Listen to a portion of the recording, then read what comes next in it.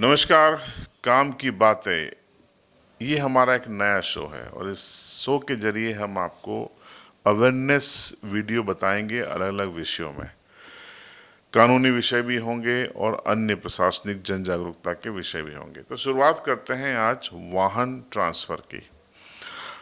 पूरे भारत में, खासकर पश्चिमी मध्य प्रदेश में या मध्य प्रदेश के अलग अलग इलाकों में, चाहे वो चंबल हो, चाहे महाकौशल हो, विंध्य का इलाका हो, गोंडवाना लैंड हो, या फिर हम राजस्थान का ले लें, दक्षिणी राजस्थान हो, गुजरात हो, कई लोग जब अपने वाहन की बिक्री करते हैं तो वो एक स्टाम्प पर एग्रीमेंट कर लेते हैं। कई लोग उसको नोटरी भी करा लेते हैं और ये मानते हैं कि हमारे वाहन का एग्रीमेंट हो गया और अब हम सुरक्षित हैं। लेकिन ये सबसे बड़ा झूठ है। जी हाँ, ये सबसे बड़ा झूठ है, भ्रम है, आत्ममुग्धता है। वाहनों का स्थानांतरण या बिक्री प्रक्रिया स्टाम्प पर वैलिड नहीं है। फिर से कह रहा हूँ, स्टाम्प पर गैर कानूनी है, इनवैलिड है। चाहे आप नोटरी करा लीजिए, उसकी कोई विधि मान्यता नहीं है। अगर आप फंसेंगे तो ये कागज़ आपके काम नहीं आने वाला है।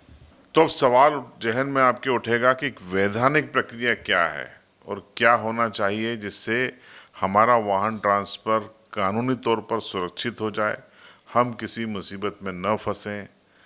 तो सुनिए, आपके लिए इन सवालों को लेकर हम पहुंच गए मध्य प्रदेश शासन की परिवहन अधिकारी कृतिका मोहटा के पास। यही सवाल हमने उनके सामने रखा कि मैडम बताइए हमारे दर्शकों को कि आखिर वाहनों के ट्रांसफ़र की वैधानिक प्रक्रिया क्या है और ये जो स्टाम्प लोग खेलते हैं, इसकी क्या कानूनी वैधता है। सुनिए। आपका जो प्रश्न है कि यदि किसी व्यक्ति के स्वामित्व का वाहन यदि वह किसी अन्य व्यक्ति या द्वितीय पक्ष को बेचता है और उसका जो स्वामित्व वो स्टाम्प के माध्यम से स्थानांतरित करवाना चाहता है तो वो मान्य नहीं है। कहने का तात्पर्य है कि यदि हम कागज़ों पर उसको दोनों पक्ष अगर अनुबंध कर ले कि आज से मेरा वाहन आपका, तो ये शासकीय या विधि रूप से मान्य नहीं है। हमारा जो परिवहन विभाग का मोटर व्हीकल एक्ट 1988 है, उसकी धारा 50 में वाहन अंतरण किए जाने संबंधित प्रावधान दिए गए हैं, जिसमें कि यदि एक व्यक्ति दूसरे व्यक्ति को अपना वाहन बेचता है तो उसमें निर्धारित दो प्रारूप होते हैं, फॉर्म 29 और 30। उसमें दोनों पक्षों के हस्ताक्षर होते हैं, उसमें गाड़ी का चेसिस दर्ज होता है और वो जो फॉर्म 29-30 है और अन्य दस्तावेज हैं, उन दस्तावेजों को संबंधित आरटीओ कार्यालय में जमा करेंगे और उसके बाद वहाँ से विधिवत कार्रवाई होकर वाहन द्वितीय पक्ष के नाम अंतरित होगा। चूँकि पहले ये प्रक्रिया बहुत मतलब कि बोल सकते हैं ऑफलाइन थी, लेकिन वर्तमान में शासन द्वारा ये प्रक्रिया पूर्णतः फेसलेस की जा चुकी है। फेसलेस का सीधा सा मतलब ये हुआ कि जो आवेदक है या व्यक्ति है उसको आरटीओ कार्यालय आने की ज़रूरत नहीं है, उसको फेस करने की ज़रूरत नहीं है। इसके लिए जो हमारा पोर्टल है, वाहन पोर्टल, जो कि एक सेंट्रलाइज्ड पोर्टल है, उस वाहन पोर्टल पे कोई भी व्यक्ति उस पे जाएगा, उसमें व्यक्ति अपना गाड़ी नंबर डालेगा, तब सिटीजन सर्विसेज करके एक पेज ओपन होगा। उसमें व्यक्ति अपना गाड़ी नंबर और उस पर जो चेसिस नंबर रहता है, चेसिस नंबर हर गाड़ी का एक यूनिक नंबर रहता है। जब ये दो चीज़ें वो डालेगा तो उसमें आरसी रिलेटेड पेज ओपन होता है। उस पेज में आपके वाहन का आपको कुछ का जो भी काम करवाना, कई प्रकार के विकल्प उसमें ओपन रहते हैं, जैसे कि ट्रांसफ़र ऑफ ऑनरशिप, अगर गाड़ी पे लोन दर्ज है तो उसे हटाना, जोड़ना या वाहन की एनओसी निकालना, इस प्रकार वाहन संबंधी सेवाओं के कई प्रकार के विकल्प उसमें ओपन होते हैं।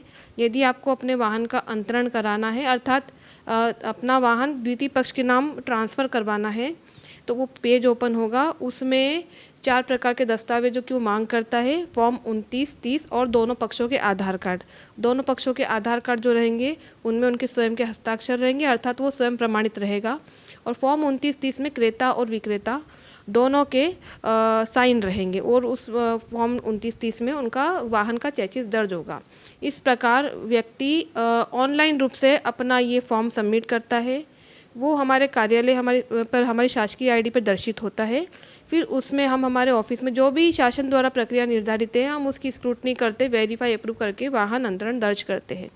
इसमें चूँकि वाहन ले जाना या व्यक्ति को भी उपस्थित होना अनिवार्य नहीं है, किंतु कई परिस्थितियों में रजिस्ट्रीकर्ता प्राधिकारी मूल वाहन स्वामी को वाहन सहित उपस्थित होने हेतु निर्देशित कर सकते हैं। जैसे कि मान लीजिए उसका चेसिस स्पष्ट नहीं है या लगता है कि वाहन सीजिंग की है, इस प्रकार कुछ परिस्थितियां बनती है तो संबंधित प्राधिकारी वाहन सहित उपस्थित होने हेतु निर्देशित कर सकते हैं, किंतु लगभग ये व्यक्ति को आना नहीं पड़ता है।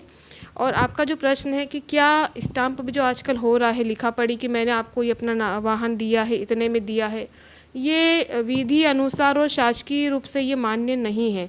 यदि कोई न्यायालय प्रकरण होता है उसमें भी वर्तमान में जिस व्यक्ति के नाम वाहन दर्ज है उसी को उसका मूल ऑनर माना जाएगा, मूल वाहन स्वामी माना जाएगा। यदि आप स्टाम्प प्रस्तुत करेंगे तो बिल्कुल भी मान्य नहीं है। और जब हम ये अप्लाई करते हैं वाहन अंतरण के लिए आवेदन, जैसा कि मैंने आपको बताया है, अपन जब ये अप्लाई करते हैं आवेदन तो इसमें शासन द्वारा निर्धारित फीस और टैक्स लगता है जो कि शासन के खाते में जाता है।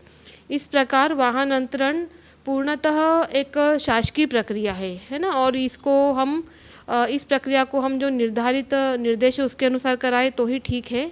और मैं आपके इस चैनल के माध्यम से ये सबसे अनुरोध करती हूँ कि यदि आपने अपना पुराना वाहन किसी व्यक्ति को बेचा है या उनसे ख़रीदा है तो इसकी जो प्रक्रिया उसका विधिवत पालन किया जाए। जैसा कि मैंने आपको बताया कि आप वाहन पोर्टल ओपन करेंगे, स्टेप बाय स्टेप आपको बहुत इजीली वो मिल जाएगा, तो उस पर आप अप्लाई करें और नियमानुसार ही वाहन किसी व्यक्ति के नाम दर्ज होने के बाद उसको सुपुर्द करें।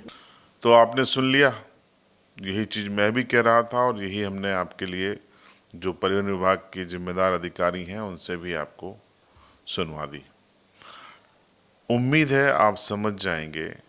मेरे पास दर्जनों केस हर महीने आते हैं। लोग कहते हैं कि हमने स्टाम्प पे एग्रीमेंट कर लिया था, वाहन दे दिया था, वो वाहन शराब तस्करी में पकड़ा गया, उस वाहन से एक्सीडेंट हो गया, उस वाहन से चोरी की वारदात हो गई, उस वाहन से किडनैपिंग हो गई, अब पुलिस हमें परेशान कर रही है, हमारे पास तो स्टाम्प है। मैं कहता हूँ नहीं, आपको जेल जाना पड़ेगा। जब तक परिवहन विभाग किसी भी राज्य का हो, राजस्थान, गुजरात, मध्य प्रदेश, छत्तीसगढ़, देश के किसी भी राज्य का, उसकी वेबसाइट पर ऑनर का नाम अपडेट नहीं है तब तक वो आरोपी है। मान लीजिए आज तारीख जो भी है, उस तारीख पर कोई एग्रीमेंट करके सोचेगा कि वो अब मालिक नहीं है, मालिक दूसरा है जिसे बेच दिया है, वो चलेगा नहीं जब तक कि आरटीओ की वेबसाइट पर अपडेशन न हो। समझ जाइए, आपके हक में ये वीडियो बनाया है और इसे अपने दोस्तों में, रिश्तेदारों में, तमाम लोगों को शेयर कीजिए, क्योंकि ये पूरे ग्रामीण भारत की समस्या है। लोग इसे समझते नहीं हैं, अपने तरीके से लेते हैं। तो आज के वीडियो में इतना ही। अगले सप्ताह फिर किसी एक विषय पर आपके लिए वीडियो लेकर आऊँगा। वीडियो अच्छा लगा हो तो लाइक कीजिएगा, कमेंट्स कीजिएगा और शेयर कीजिएगा। और हाँ, सीबी लाइव को सब्सक्राइब या फॉलो करके बगैर मत जाइएगा।